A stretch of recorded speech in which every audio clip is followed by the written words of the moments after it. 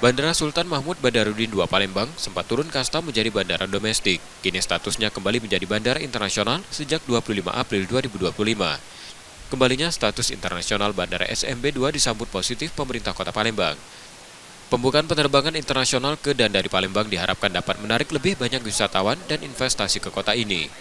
Nah, bagi kita ini cukup bermanfaat karena akan mendapatkan investasi dan juga wisatawan akan banyak lagi datang ke Palembang. Kita cukup terbantu dengan status bandara kita.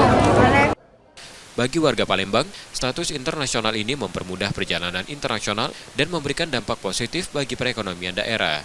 Harapannya semoga saja ini terus bertahan menjadi bandara internasional dan jangan sampai lagi turun lagi ke domestik.